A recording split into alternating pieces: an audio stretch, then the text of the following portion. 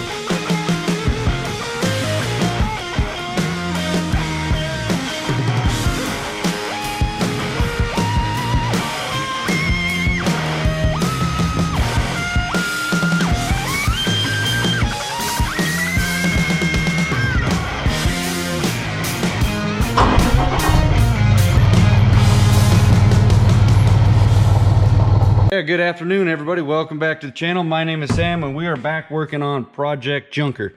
This truck is a 1994 Dodge Ram 2500 5-speed with the 12 valve Cummins. That's pretty much the only reason I bought the truck, is because it had the 12 valve and the 5-speed in it, and I felt the truck was worthy of being reborn. And I will admit I might have been a little overconfident going into this build. I'm still going to be able to do it. I'm not going to quit or any means, but it's like so much, each and every corner I find something new. But I gutted it all out so I could fix some of these cracks. Look at this. I could see through the back right there. It's just like pushing. Yeah. So I'm gonna patch that up, tack it up. I do have another cab, but it's not on mine. I don't think it's bad enough that I need to swap the cab out. So we'll get that patched up, and I got a donor truck with new carpet in there. But look how much dirt was in this thing. I don't even, I just went and got the dust mask because it was getting so bad. I was like, you know what, I'm not going to breathe this garbage anymore. I'm going to get my grinder, got to go up to the house, grab that bad boy, and clean that up. And we're going to try our best, patch that up. I might even have to put a piece of angle iron or something in there to give it a little bit extra strength. Slap new carpet in here, and the seats are actually in pretty good shape. I'm just going to pressure wash these things off and put a seat cover over the top of them. I don't see any reason for ditching these things. They're solid. They would do the job. I'm not going to use the center console one because it's broken, and I'm going to try going a different route. Maybe just a cubby in the center, because it's got a man's mission. Not really too many people sit in the center because you lose your kneecaps. I'm going to go grab my grinder, and I want to get that patched today and possibly pull the injection pump. So a list of stuff to do right now is big. And by the way, guys, if you're new to the channel, please hit that subscribe button for me right now. I would very much appreciate that. Get us up there in the sub count. And yeah, thank you. Time to get rowdy with it. I need to get that paint off of there so I can do some welding on it. Man, that is just unbelievable how clapped out that son of a gun is. It's pretty aggressive. Let's see how she does.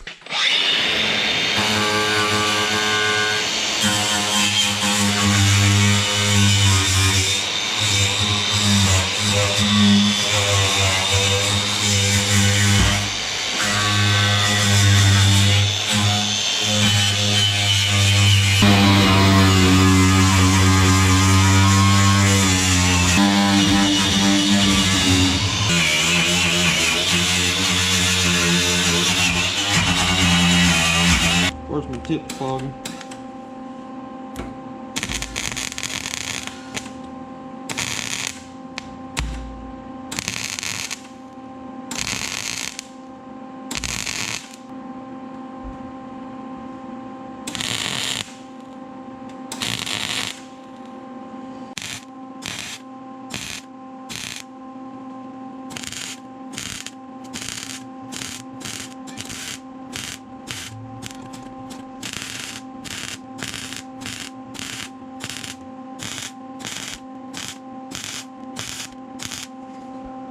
It's not really that much fun welding thin steel, that is for sure. You just go a little bit at a time.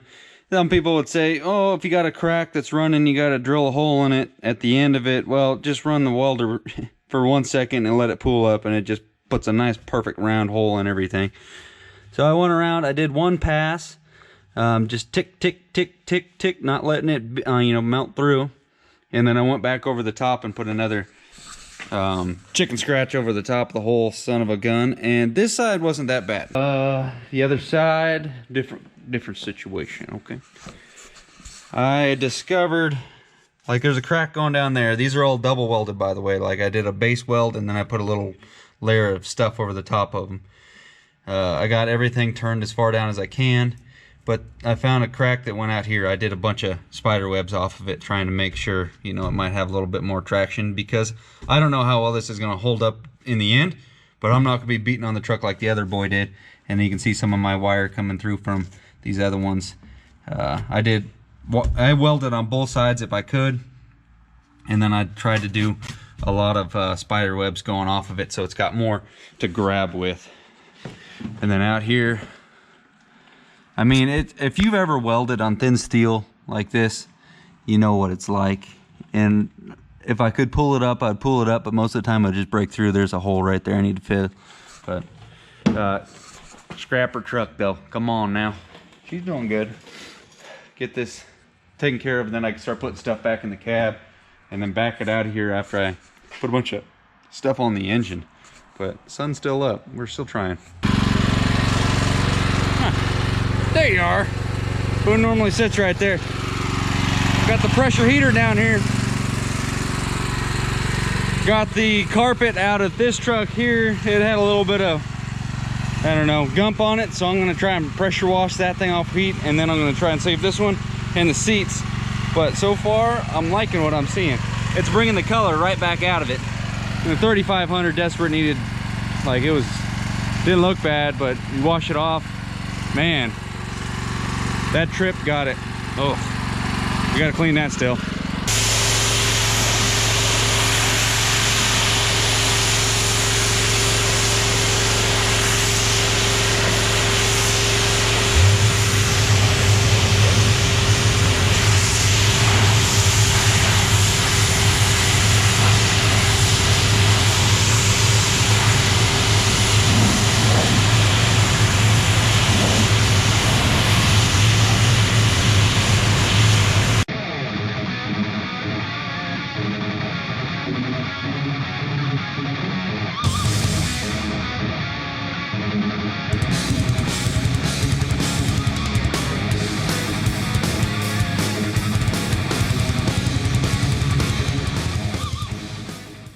All right, for those of you guys that are questioning my technique of just pressure washing off these things, I have no idea if it's going to work. I don't know how the seats are going to dry or any of that, but I have extra seats, and I kind of wanted to try this to see how it would play out, and it definitely brought them back to life a little bit. But I'm going to put seat covers over these, and for the floor mat, I'm trying to keep this truck based on the fact of, like, it's not so much I want to keep it on budget, but I already have all the stuff to throw on it. Like, I already had this carpet, and it was already set up for a stick shift. It's just sitting in that truck. It's never going to get used. Might as well. I even had the seats out of it in case those were junked. Got the bed. I got a transfer case. I got all kinds of stuff for this rig. And I'm just trying to, well, I'm waving my broom at you guys, or my scrubber. But I'm just trying to keep it, to that principle. And right now, I'm going to wash the truck that... But hell, the bumper costs more than that damn thing, so let's wash this off. You guys don't need to watch this. It's been an adventure tonight. I kept cracking without you guys. I apologize. But I'm gonna go ahead and just catch you guys up. I got all this in here cleaned up pretty well. Several layers of gump off there. Gave her a little rattle can action there. I even took the door panels off, and I discovered that the truck came equipped with the wiring for power windows. This one didn't actually have them installed. It just got the sissy windows that don't have power. But this is the main squeeze of the night. I just kept cracking away, and I was like, you know what? I'm gonna get the pump off there. And I really, you know, because you got to take everything off on the side. My main mission was to get to the tappet cover and replace that gasket, because that thing is always prone to fail because it gets hot and brittle and it cracks and it just starts leaking. And you can get the P pump out of there without removing the fuel pump, which is a cam driven pump, off the bottom. You can see it down bottom right there. And the fuel filter housing goes right here. Got the pump out of there, but you can't get the cover off there, the tappet cover, with those other two things in the way. So you just got to take everything off the side. And funny enough, you can see a couple spots where it had cracked, but it wasn't failing on the gasket. The little O-rings on these little hold down spots for the bolt, I guess, whatever you call it. It's getting kind of late. It's like 11, so my wording's not very good. But those things were leaking. The gasket was fine. There's a cam driven fuel pump, and there's the P pump. That thing is just a big mini engine. It weighs about 6 tons. I mean, it was leaking, had to be done at some point, but I'm glad I did it with the fender off there, because that makes life way easier. I've never done it with such convenience before. That's where we're at so far on the truck today. We got a bunch of stuff wrapped up. Outside the shop, inside the shop, got some bunch of pressure washing items. I got the rug that I pressure washed is actually, I mean, it's drying right now. I got a bunch of stuff so it can kind of get some air. I had this heat lamp on it. It's looking pretty good. I mean, it doesn't look that good on here because there's, you know, moisture spots, but for the most part, that thing will do the job for, you know, a work play truck like this one. But, you know, looks like we're gonna be rained out all this week, so I'm gonna I gotta get some stuff done on this bird. That's all I can say. Good morning, everybody. It's the next day, and well, my gasket kit for the tappet cover didn't come with those little O-ring things, so I'm gonna have to go to town to get the other kit. The Cummins one just came with the gasket, not the little spots for the bolts. But I want to investigate the 5th gear nut real quick. Blue Loctite.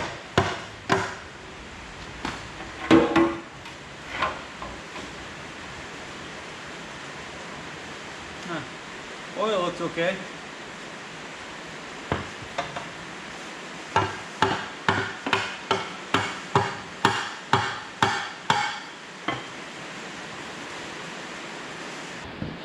This will be my this will only be the second NV4500 truck that I've owned, and a common failure with this little transmission, the 5-speed, is this nut right here is 5th gear nut. This is my first time ever taking one of these apart. The video I watched last night, the guy had some pretty bad damage on it. The oil doesn't look too bad. It's clear. Surprising.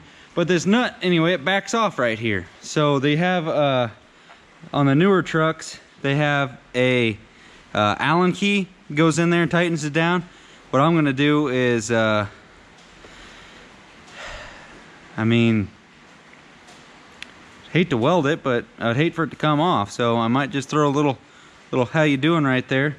But it hasn't came off in 250,000 miles, so I kind of doubt that it ever will. A sit rep report right now. Dad came down, dropped some stuff off, and he's helping. They're gonna stay for dinner. This is where I'm at right now. We found a rat nest in there, so we fired up the stove and we're burning it up. I got the tappet cover back on there, gaskets. I got the fuel pump down in there. Dad cleaned that up real nice. She's looking shiny. Mechanical fuel pump runs off the camshaft. But right now, I'm gonna go ahead and throw the P pump back in there. This thing, it's not easy to hold it like this. Okay. Thing in there, so.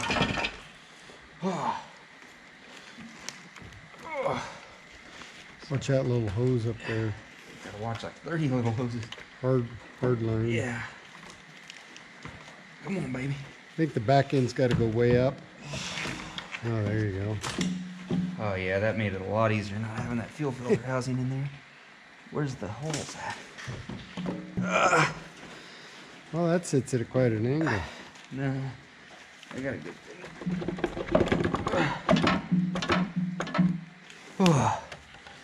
Mother of Mary, that went in there a lot easier than it came out.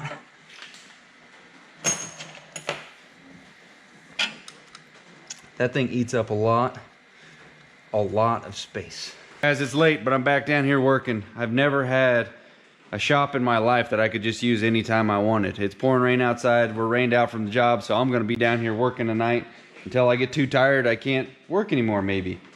Well, we got everything back in there.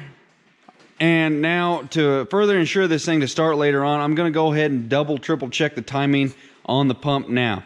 I did set everything. I went top dead center on the engine before I started pulling stuff apart. That definitely helps when, you know, you're going back together. So I'm gonna go back over it, how to time the P-pump to the engine. It's very, very simple. They make this as easy as it can really get. But down there is a little plunger. You got to hold continuous pressure on that bad boy and bar the engine over.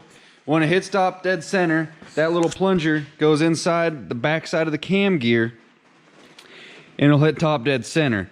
Or when you have the timing cover off, you can see the timing marks right down here. There is two little circles and one little circle, but these ones are actually marked with a metal marker. Nice and easy to spot those out. And then when it comes over to timing the pump to it, obviously you have to have the pump set up on top dead center as well. And that is, I mean, pretty much just as simple. Right down there, you see where I got this little line going up in there? Let me get you some more light. That bad boy right there. See how I got the camera stuck up in there? 15/16 bolt, you pull that sucker out. And this is what you'll see on the camera. Let me try and get that best I can for you. That's literally what I'm seeing. It's just a hole with a line through the middle of it. That line through the middle of it is your timing mark for top dead center on Uno. That's what you want to see. Now, you do not need a camera to check this, but it makes you feel a little bit better having a little visual aid. But they do come with a little tool. And you don't have to go out and buy the tool. Cummins delivers it, or Bosch, whoever came up with this design. To time this, that bolt that I said you pull out of there, this is it. But it's got a little plastic doodad in there. What's that? Oh, that's your little timing tool right there. You take it out. Again, that's how it sits inside the pump. You take it out, flip it over. That little marker I showed you on the camera goes in between on this slot right here. That means you are timed up in there. So I'm going to stick this in there. Not leave it there. Stick it in there for timing purposes right now so everything's in position. I have the engine with the barring tool on it, so it can't move anyway. But that guy, put it back in there, snug this down, and I'm gonna put the pump gear back on there, clean the shaft off very well. Clean the inside of the gear off very well. It's a tapered fit, and if you clean everything off and you have a good lock washer, it should never slip again. I mean, unless you're really juicing the horsepower, then you gotta get a keyway and a different gear pump and all that stuff. But learn from experience. I did this job on a truck a while back. First time I ever did this project. And, well, it slipped timing. All fun and games, rolling coal down the highway at Dad. We're giggling. He hadn't been in a truck that was rolling that much freedom. And, well, it slipped timing. Somehow the truck came back to life, but it was not running very good at all. And, well, I limped it off the highway, hit the first exit I could, which is like half a mile. The whole exhaust manifold, the whole turbo was completely glowing orange. That truck never ran quite right again. I'm not really sure what happened, but every morning it would kind of cold start a little rough, and as soon as it was running good, you'd shut it off and it'd fire right back up. Comment below if you guys ever had that issue. But if you do slip timing, shut the truck off. Don't run your EGTs through the moon because your timing's not on point. Long-winded discussion right there. I apologize, but I never had the opportunity to discuss timing a P-pump on the 12-valve Cummins with no fender in the way. I mean, this is easy access as it gets. So hopefully you guys learned how to do this. I was, you know, if you don't do this, chances are your truck's not going to start because your timing slipped a little bit. In this case, it didn't move. very little, if any. So we're all good. We're gonna get this button back up. 5 minutes of talking about how to time an engine. We gotta get some work done. I'm down here to work, not talk to you fellas. All right, maybe a little bit, but let's get some work.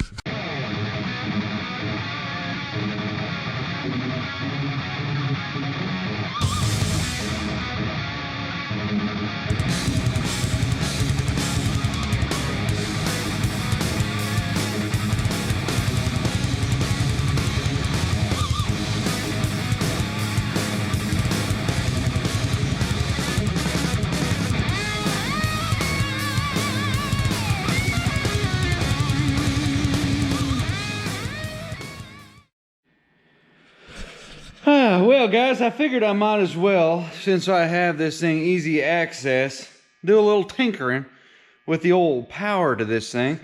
And I popped this cover off, and I'm looking for some more horsepower. Simplest way, well, basically no power.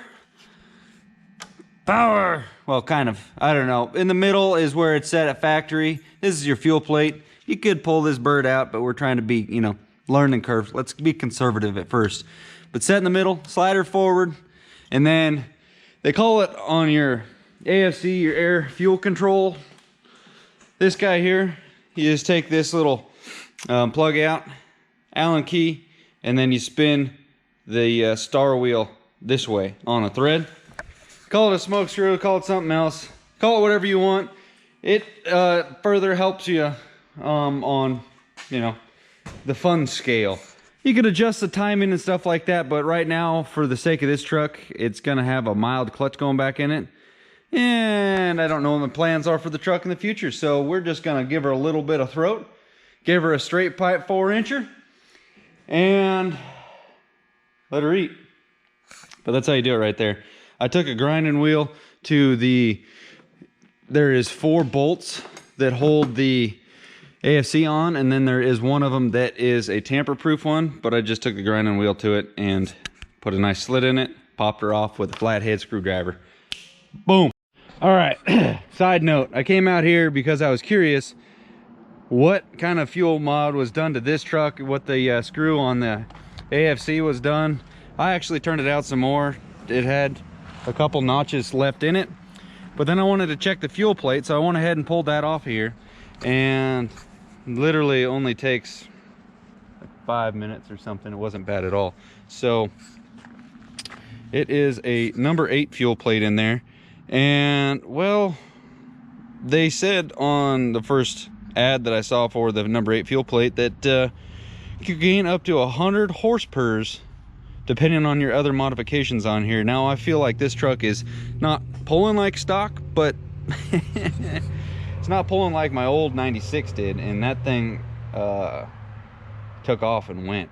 And I kind of wish I would have popped that one apart back in the day to see what number was in that, but I mean, it was running good. I didn't even care to really investigate it. So I kind of figured that this one had not a number 8, but maybe just a stock one slid forward. And well, it pulls all right, but definite room for improvement. I got a 450 Velar clutch in there, so this thing should, you know, handle a little bit more than I guessed at 200, 220. The way it's sitting, it's not that fast. It doesn't even really smoke either. Even when you like just bog it, nothing. So I'm gonna very carefully thread this sucker back in there. You can just shave this crap off there, but not today. Not today.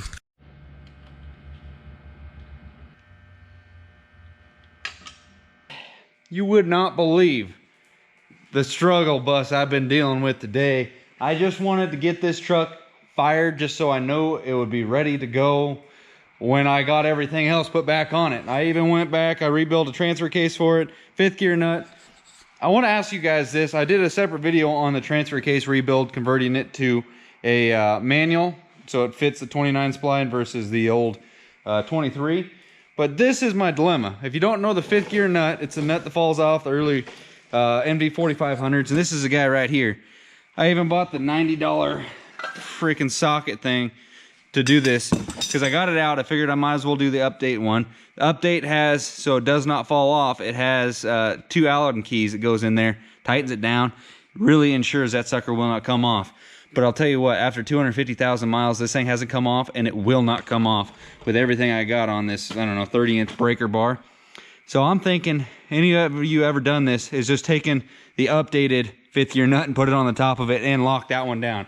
Let me know in the comment below if that's something you guys have done. But here is success. This is a struggle I've been through today. I deleted the second tank because I couldn't get fuel up to the injection pump. Even went back all stock lines. That tank is completely full. I pulled the line off there, pressurized it and everything, trying to get fuel up here. I messed around with it all day long. I got a battery. I even got a brand new battery. They warranted me that one. But I got the ones out of my 98, trying to get this thing to run. Got a battery charger here. I could not get this thing to prime. Now, these older injection pump style, you have to crack the lines right here. Don't put your hands near it when you're cranking because it is still high pressure. But don't put your hands near it. But you got to crack it to bleed the air. And I've been suffering through this all day. Could not get it to bleed. Could not get it to bleed. Hitting the primer bulb on the fuel pump. The fuel pump, like I said, is a mechanical fuel pump. And it has that guy right there. It looks like it's working right here, but no. I messed around with that all day long until I ended up taking the fuel pump off of Grandma's. I already got a like a fast lift pump for Grandma's truck when it comes in here. That was on, supposed to be today. But I put Grandma's mechanical fuel pump on here, and within 30 seconds I could hear it making its squeals inside the injection pump. That's how you know it's primed. And then dealing with that battery, we are back in business. She's turned up. I'm not gonna run it for very long, but just to show you guys. And I bypassed the neutral safety switch. There's no tranny in there. She's got a pop now, boys. The exhaust is.